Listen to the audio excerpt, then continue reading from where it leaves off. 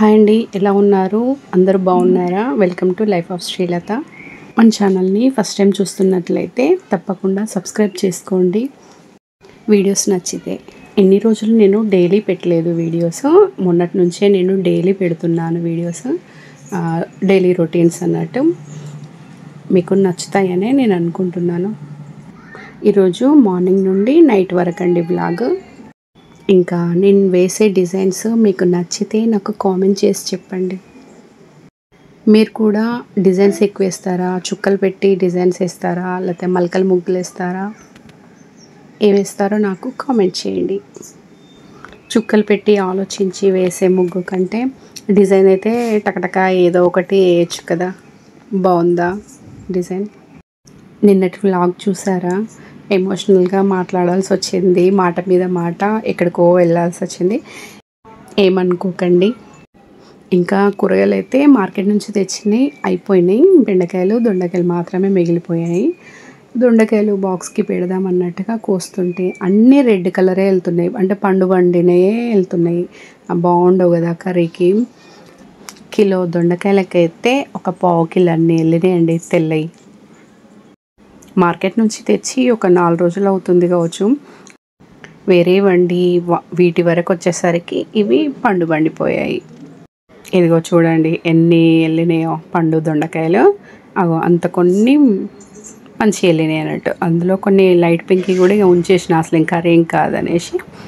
ఇంకా కర్రీ కోసం అయితే గిన్నె పెట్టుకొని స్టవ్ ఆన్ చేసి ఒక 3 టేబుల్ స్పూన్స్ ఆయిల్ వేసి ఆవాలు జీలకర్ర ఒక 3 పచ్చిమిర్చి ఇంకా ఒక మీడియం సైజు ఆనియన్ అంతే వేసి మగ్గించుకోవాలి. ఇంకా కొద్దిగా కరివేపాకు. కూరగాయలకైతే కరివేపాకు ఉంటే మంచి ఫ్లేవర్ వస్తుంది.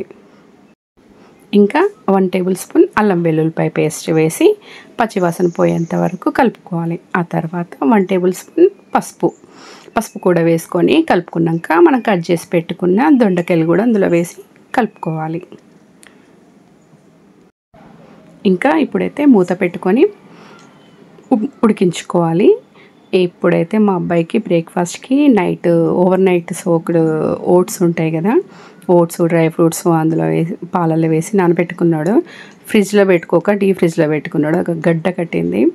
ఇంకా దాంట్లో బనానా వేసి తిన్నాడు అన్నట్టు వాడు.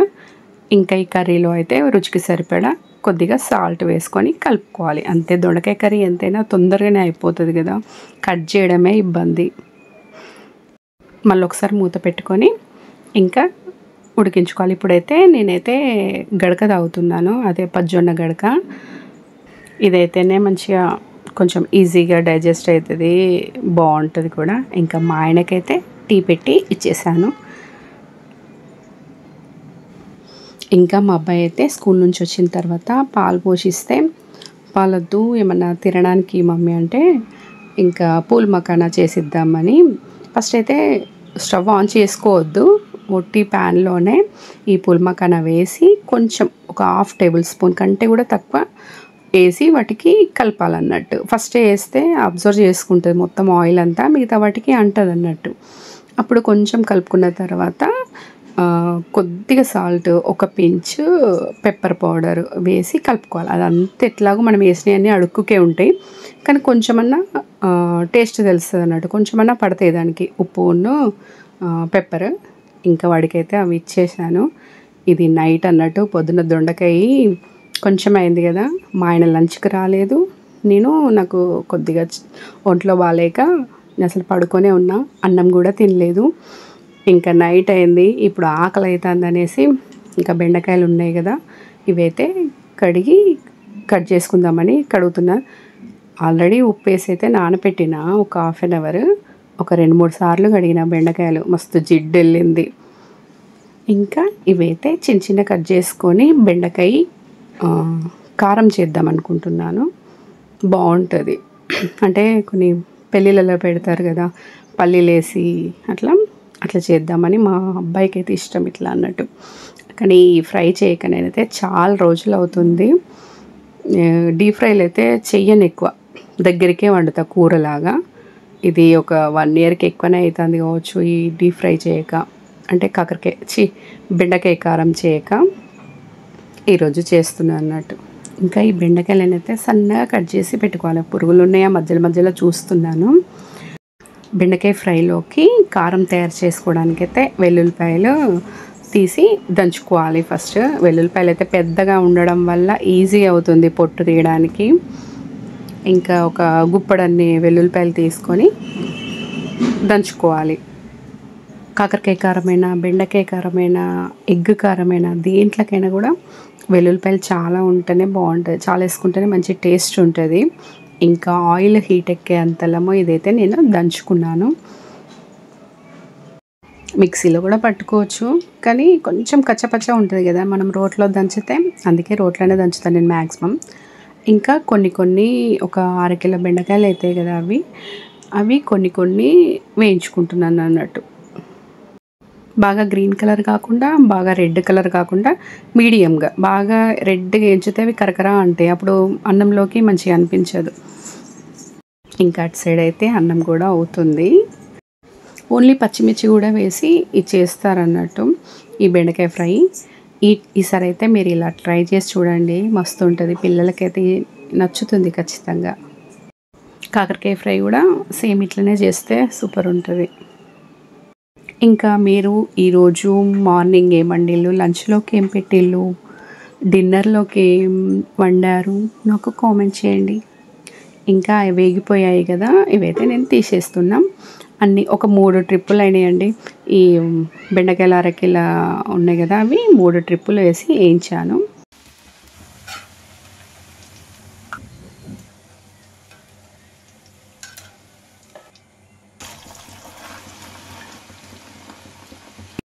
ఇంకా బెండకాయలన్నీ వేయించుకున్న తర్వాత అదే నూనెలో ఒక 2 పిడికలన్నీ పల్లీలు కూడా వేసి వేయించుకోవాలి. ఆల్రెడీ హీట్ ఎక్కే ఉంది కాబట్టి ఆయిల్ తొందరగా వేగిపోతాయి. ఇంకా ఇందులో కాజు కూడా వేసుకుంటే బాగుంటుంది, కానీ నేను వేయలేదు. ఇంకా ఈ బెండకాయలకి కారం కలపడం కోసము ప్యాన్లో ఒక 1.5 టేబుల్ స్పూన్ ఆయిల్ వేసాను. ఎందుకంటే ఆల్రెడీ డీప్ ఫ్రై కదా, వేయించాం కదా, ఇంకా ఆయిల్ ఎక్కువ వద్దనేసి 1.5 టేబుల్ స్పూనే వేసి, అందులో కొద్దిగా ఆవాలు అవసరం లేదు, ఒక 1/2 టేబుల్ స్పూన్ జీలకర్ర, ఇంకా 1/2 టేబుల్ స్పూన్ అంతా మినపప్పు. ఆ మినపప్పు అయితే మా అబ్బాయికి ఇష్టం, అందుకే చాలా ఏమంటాడు.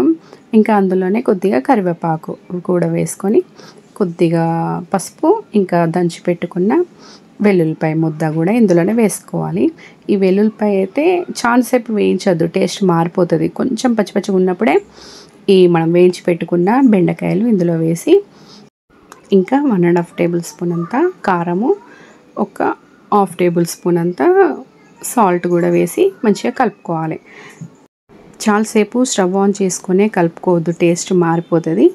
ఒక 1 మినిట్ కలుపుకోగానే బంద్ చేసి ఇంకా మంచిగా కలుపుకోవాలి. ఇంకా నేనైతే పొద్దునుంచి తినలే కదా, ఆకలి అయితే ఘోరంగా వేస్తుంది. నేనైతే తింటున్నా పొద్దుడిది కొంచెం దొండకాయ, ఈ బెండకాయ ఫ్రై, ఇంకా పెరుగుంది. బాగుందండి టేస్ట్. బెండకాయ ఫ్రై మీరైతే ట్రై చేయండి. ఎట్లా వచ్చిందో నాకు చెప్పండి. పొద్దునుంచి పడుకునే ఉన్నా తినకుండా, ఇంకా ఆకలి బాగా అవుతుందని వేసుకున్నా కానీ కొద్దిగా తినేసరికి కడుపు నొచ్చినట్టు అయింది. ఇంకా అది అన్నం కూరలు తీసేసి పెరిగేసుకొని తిన్నాను అన్నట్టు. నాకైతే కూరల కంటే కూడా పచ్చడి ఉన్నా పర్వాలేదు, కానీ పెరుగు ఉండాలి. పెరుగుతో తింటేనే సాటిస్ఫాక్షన్, తిన్న ఫీలింగ్ అన్నట్టు. పాలు ఇష్టం ఉండదు, పాలైతే తాగను, అస్సలు తాగను. ఎప్పుడో ఒకసారి, అంటే మడుగు పూస కానీ ఇంకా చపాతీ ఉంటే వేసుకొని తినడం అయితే ఇష్టము, అంతే. ఇంకా మీకు కూడా అలా ఇష్టమా? అంటే ఎక్కువ శాతం టీలో వేసుకోవడానికి ఇష్టపడుతుంటారు కదా, ఏ అప్పాలు కానీ అట్లా.